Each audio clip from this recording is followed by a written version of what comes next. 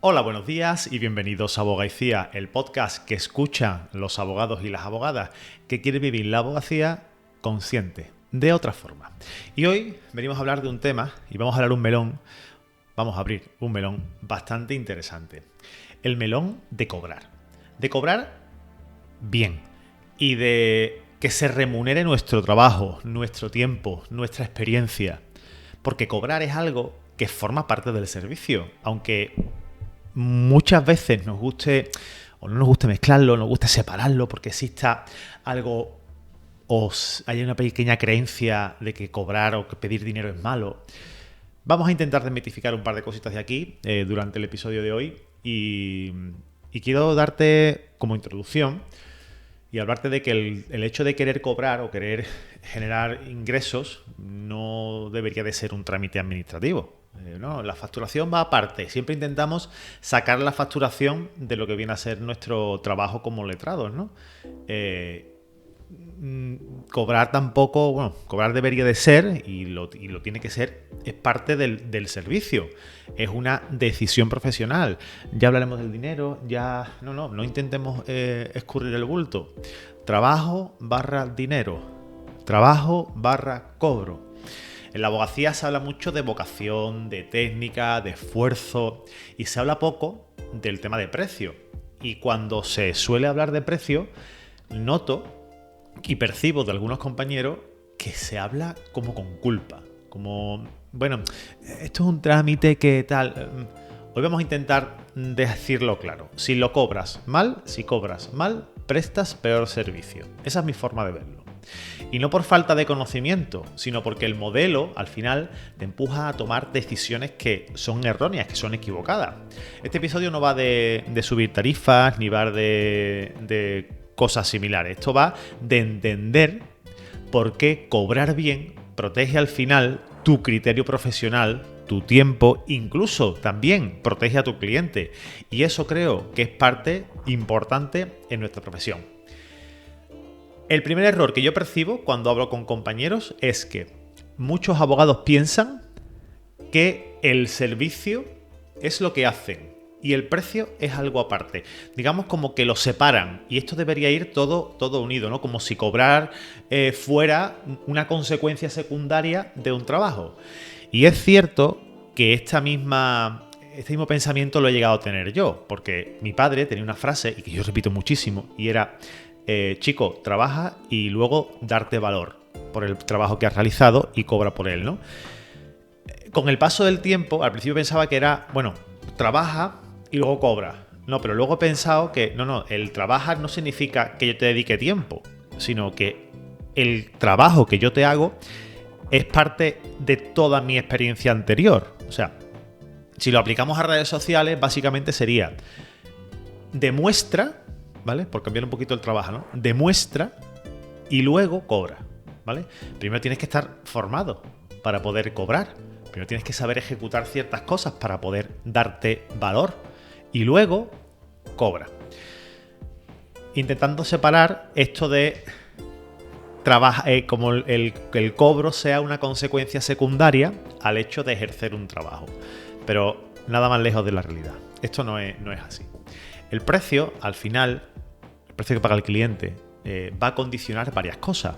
La primera, cuánto tiempo le dedicas a ese asunto, porque vamos a ser sinceros, si te llega un asunto de 500 euros y el hombre o la mujer te requiere de 5 horas diarias de ese trabajo durante 20 días, no lo vas a hacer de la misma gana que si ese trabajo te hubieran pagado 5.000 euros. Obviamente le dedicas más tiempo y no te pesa dedicarle más tiempo, porque tú haces tu cálculo hora y dices, hombre, el cálculo precio hora sale a euros si lo hago así, pero si te cobro 5.000 me sale tanto. Entonces no me importa verme contigo 5 veces. Sin embargo, si cobras precios baratos, te va a costar muchísimo más tiempo. Con lo cual, al final el precio va a condicionar cuánto tiempo le vas a dedicar y con las ganas que le vas a dedicar a ese asunto, ¿no? También va a influir en bastante punto en qué profundidad entramos en el servicio, porque si cobramos poco no vamos a querer dedicarle mucho tiempo, con lo cual la profundidad va a ser muchísimo menor. También va a depender de cuántos asuntos puedes aceptar cada mes. Porque si tú tienes que vivir con 3.000 euros, te van a hacer falta 6 asuntos de 500. O un asunto de 3.000. ¿Cuántos puedes asumir? Tienes que echar el cálculo de las horas versus trabajo, ¿no? Que tienes de expedientes que puedes llegar a aceptar, ¿no? Y también el precio te va a condicionar una cosa que seguramente no has caído. El cómo decides bajo presión. Porque quiera que no, todos somos profesionales, todos tenemos gastos. Y es una presión. El abrir la ventana o el abrir la persiana, como se suele decir cuando hablamos de servicios clásicos, ¿no? Hablamos de panaderías y demás, ¿no? Abrir la ventana. ¿Cuánto vale abrir la ventana? Bueno, pues te das cuenta. Tu autónomo / mutualidad, tu alquiler de local, tu formación o parte de tu formación desglosada en días, meses, un curso que haces todos los años, ¿vale? Pues un curso que haces al año, pues desglósalo y divídelo entre en total de horas que le dedicas o días que le dedicas a tu profesión al cabo del mes, ¿no? Del año. Esto, pues al final también tiene cierta presión. Tú llegas al principio del mes, ahora que estamos en la primera semana de febrero, tú llegas a principio de mes y tú dices, es que yo tengo que producir 1.000 para quedarme como estoy. Es que el alquiler son 600, es que la media del colegio, la colegiación, el auto... Te pones a echar cuenta y dices, yo de entrada empiezo con menos 1.000 y ahora voy escalando hasta llegar al sueldo. Pues, lógicamente, ahí entra cierta parte algo de presión. Luego también, cuando tú cobras poco por un asunto, necesitas mucho más volumen. O sea, cuando yo veo... no sé si os acordáis de las divorcionetas antiguamente, ¿no? Que aquí hemos traído al director ejecutivo, al compañero que se dedicaba a eso, o se dedica, no lo sé, la verdad no tengo constancia, no recuerdo que eso siga funcionando. Eran 150 euros por divorcio, procurador incluido, divorcio mutuo acuerdos y una cosa muy, muy sencilla, ¿no? En plan, sin bienes ni nada, ¿no? Claro, date cuenta cuánto volumen necesitas de divorcios al cabo del mes para poder hacerte un sueldo medianamente digno y cubrir con todas esos gastos intrínsecos del ejercicio, ¿no? Con lo cual, volumen.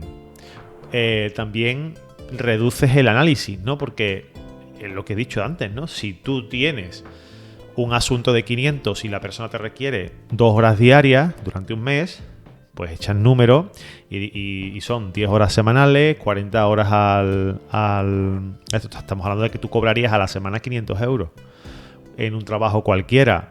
Hombre, que tú me puedes decir, no, yo sí, lo sé, porque es que los ciertos trabajos, el sueldo mínimo, todavía me sale la hora. Bueno, pues yo no he estudiado Derecho y yo no me he metido en el riesgo de montar un despacho, de montar un negocio, de pagar mis impuestos por mi cuenta, para 500 euros a la semana. O sea, yo me he metido aquí para ganar dinero, no para darme un paseo, ¿no? Porque al final los 500 euros por semana, el trabajador a lo mejor no va a ver 2.000 euros de media, ¿no? Pero tú tienes que echarle cuenta y restar de ahí un montón de cosas que muchas veces lo incorporamos en nuestro día a día, en nuestro pensamiento de que esto es lo que es, pero luego no llegamos a analizarlo. Eso tienes que pensarlo bastante bien, ¿no?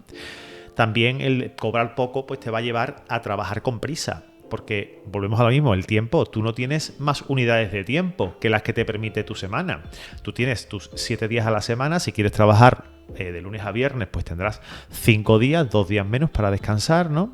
Obviamente, y de tu día no tienes 24 horas. Tendrás que dedicarle unas horas a dormir, unas horas a los recreos familiares, unas horas a ti y unas horas al trabajo. Entonces, si le reduces, si cobras poco, pues al final vas a trabajar con prisa porque las horas son las que no puedes multiplicar las unidades de tiempo a no ser que escales con personas, que tengamos ya cierto volumen, que tengamos cierta ayuda, que nos quite cierta cosa, que nosotros paguemos ese precio hora siempre por debajo del precio hora que nosotros tenemos, ¿no? Que tenemos estipulado por nosotros mismos, y para eso hay que calcularlo antes. Y luego también empiezas a ceder en cosas que no deberías ceder, porque tienes esa presión de la que hablaba antes, ¿no? Y esto no es neutral para el cliente. Esto al final degrada, en cierta forma, el servicio que tú le estás ofreciendo. Si tú quieres ofrecer servicios de calidad, tienes que cobrar por servicios de calidad. Tú no puedes ofrecer un servicio de calidad a un precio reducido porque, lógicamente, no vas a poder dedicarle el mismo tiempo y no te vas a poder formar y no vas a poder continuar avanzando dentro de tu profesión o creciendo como profesional, ¿no? ¿Y por qué cobrar poco, o por qué digo que cobrar poco, distorsiona al final tu criterio? Mira, cobrar mal te va a empujar a aceptar asuntos que no encajan contigo, a decir que sí cuando realmente deberías decir que no, que esto es importantísimo. Saber decir que no también es importante. Aguantar comportamientos de clientes que tú de entrada no toleras, pero cobrar mal te va a obligar a ello. Y al final también te llevaría a retrasar decisiones importantes, como por ejemplo el tema de la formación, hacer cursos de formación, refresco, reciclaje, como tú lo quieras llamar, ¿no? Porque te vas a ver más agobiado y más agobiada. No porque al final de todo esto seas débil, sino porque es que el sistema te aprieta, el sistema te lleva a ello. Cuando al margen es corto, ¿vale? Cuando el margen es cortito, el miedo manda.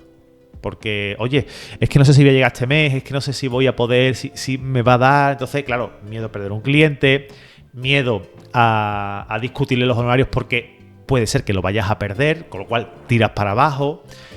También volvemos al tema de la semana pasada, miedo a poner límites al cliente, porque un abogado al final, con miedo, toma peores decisiones. No es lo mismo tomar una decisión desde la seguridad o de la inseguridad y el miedo a desde la determinación y el conocimiento. O sea, estamos en dos fases totalmente diferentes. Un abogado que confía en su criterio toma mucho mejores decisiones que un abogado que no confía en su criterio, que tiene ese miedo a tomar decisiones, ¿no? Cuando hablamos de esto, es que mis clientes, me ha pasado, que hay compañeros que le dices, tío, es que tú cómo puedes cobrar esto por este asunto. En serio, pues yo muchas veces lo hablo con ellos, ¿no? De hecho, ayer llamé a Alberto y le digo, necesito un asesoramiento para un tema de un precio de un asunto. Porque hay veces que necesito que me saque la cabeza del culo. Hay veces que tengo un asunto delante de mis ojos y yo lo tarifico en tanto y al final pues resulta que en la calle se paga más. Pero porque, quiera que no, somos humanos y seguimos teniendo esos miedos. Y las decisiones van a ir determinadas por cómo nos estemos en ese mismo momento. Yo hay veces que a lo mejor yo tengo asuntos encima de la mesa para parar un barco. Le ha pasado a mucha gente, ¿vale? Me llega un asunto de la calle. Normalmente lo cobra 2.000, 3.000, 4.000. Para que me diga el cliente que no y yo no sentirme mal. Bueno, pues toma, te entra, te dice que sí. ¿Ves lo que te quiero decir? No tiene necesidad. La decisión cuando no tiene necesidad es diferente a cuando tiene necesidad. Imagínate que tú te debes ahora el alquiler y debes el autónomo. La decisión que vas a tomar va a ser totalmente diferente a la que si tomaras cuando te has metido 3 asuntos de 3.000 euros este mes. ¿O no? La comodidad y la seguridad que te da el tener un derecho de crédito o un derecho a cobrar unas cuotas o lo que sea, va a ser superior a que si no tienes nada. Con lo cual, al final, el pensar que los clientes no pueden pagar más es engañarnos a nosotros mismos. La pregunta que te tienes que hacer tú es, ¿tus clientes no pueden pagar más? ¿O tú crees que tus clientes no pueden pagar más? Porque tú no eres tu cliente, ¿vale? Tu cliente es una persona. Quizá si tu tipología de despacho está orientada a un cliente más humilde, a un despacho pues a lo mejor te equivocas también. Porque todo el mundo tiene dinero para todo.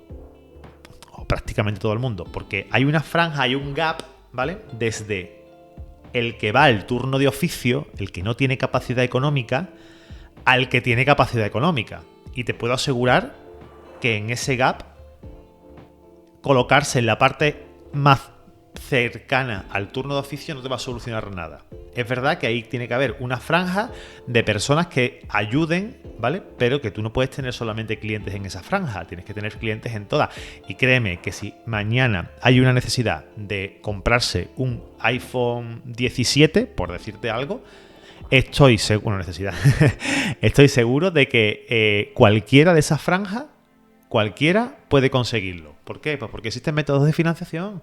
Porque existe el dinero. Al final se va a conseguir el dinero. Si la persona quiere, lo consigue. Otra cosa es que la persona no quiere. Así que eso de que digan, mi cliente no puede pagar más, a ver, sí puede, ¿vale?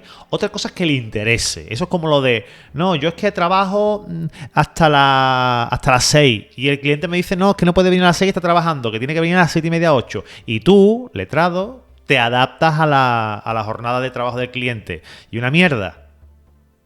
El cliente se tiene que adaptar a tu jornada. Esto es exactamente igual. Tus honorarios no los tienes que discutir.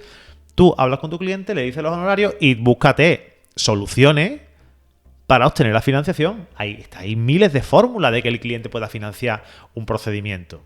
Y no seas tú el que cargue con el asunto o te bajes los pantalones porque pienses que el cliente no tiene. El cliente siempre puede hacer por conseguir dinero. De verdad, te lo digo. Muchas veces son excusas que se pone la gente para evitar el poder acceder o las ganas de querer gastarse el dinero. Porque te puedo asegurar que la mayor parte de clientes que se sientan contigo pueden perfectamente permitirse comprarse un iPhone de 1.000 y pico de euros, de 2.000 euros prácticamente, que valen ya los teléfonos del día de hoy, ¿no? Un honorario claro y coherente, al final lo que hace es que te filtra al cliente, ordena los procedimientos y protege a las dos partes. Tú estás más seguro, tu cliente está más seguro también de que tú le puedas dedicar más tiempo y que el tiempo sea de calidad. No es lo mismo, ¿a que no? El problema al final aquí no es cobrar, el problema es decidir cuánto y por qué. ¿Cuánto tiempo le vas a dedicar? ¿Por qué? Haz esa pregunta. Te la repito. El problema aquí no es decidir cuánto y por qué. Así que déjatelo grabado, ¿no? Y hazte la pregunta con todo. Con todo lo que te he comentado hasta ahora, ¿no? Porque al final cobrar bien no tiene por qué ser cobrar caro. No son sinónimos al final. Vamos a especificarlo bien, ¿no? Cobrar bien no significa que yo cobre unas minutas de honorarios caros, significa ser coherente con el trabajo que estoy ofreciendo y el tiempo que le estoy dedicando y la energía que le estoy dedicando y mi conocimiento anterior y mis formaciones anteriores, ¿vale? Y el tiempo que le dejo de dedicar a otros asuntos que se lo tengo que dedicar a este, ¿no? Tiene que ser coherente con tu especialización. Si eres especialista, lógicamente podrás cobrar más. Con tu forma de trabajar también. Piénsalo, si tiene que ver o no tiene que ver. A mi parecer tiene mucho que ver. También con el tiempo real que le dedicas al asunto. No de pasear el expediente, ¿vale? No de moverlo de un sitio a otro, sino el real, el que tú te trabajas de verdad en el asunto, que muchas veces no tiene por qué ser en el despacho. Muchas veces estamos sentados en el sofá viendo una serie y estamos pensando, quiera que no, en algún asunto y estamos dándole un poquito de forma a nuestra cabeza, ¿no? Y además también tiene que ver con el tipo de despacho que tú quieres tener. No el que tienes ahora, que estás en proceso de cambio, sino el que tú quieres tener en un futuro, ¿no? Porque cuando el precio encaja con tu modelo, al final trabajas con más calma, le puedes dedicar más tiempo al cliente, trabajas y explicas muchísimo mejor, lo metes en el porqué, ¿no? De todo, ¿no? Decides con mucha menos presión, no necesitas esa presión que te da el estar apretado o apretada, ¿no? Y el cliente al final recibe un servicio mejor, un servicio más sólido. Esto no es ética profesional, esto es ética profesional, esto no es marketing, ¿vale? Entonces piensa un poquito qué es lo que quieres, ¿no?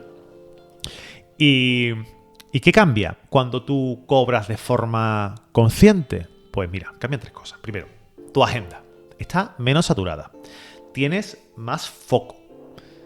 Segundo, tus decisiones son menos reactivas, tú tomas decisiones con muchísimo más criterios porque no llevas la presión. Tercera y última, tu relación con el cliente gana. Mejora el respeto, menor en conflicto, porque todo esto se ha negociado antes, ¿no? Entonces, cobrar bien, al final, no te aleja del cliente, te coloca en una relación mucho más profesional, mucho más adulta.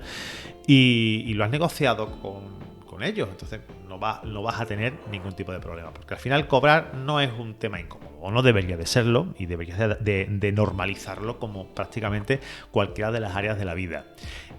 pero sí que es un tema estructural. Si el precio no sostiene tu forma de trabajar, el problema al final no es el mercado, ¿vale? Es el modelo. Y el modelo es tuyo, con lo cual indirectamente la culpa es tuya.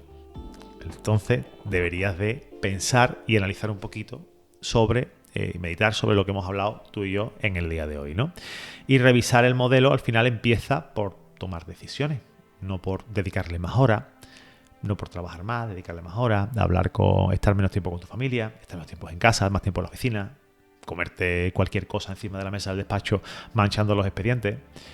Si quieres profundizar un poquito en cómo ordenar tu despacho, tu criterio, tus decisiones profesionales, pues mira, tienes mi libro, 365 días para revolucionar tu despacho. Una idea cada día para salir del modo de supervivencia y ejercer o tomarte la profesión con una manera un poquito más calmada, más consciente y sobre todo coherente. Nos escuchamos en el próximo episodio.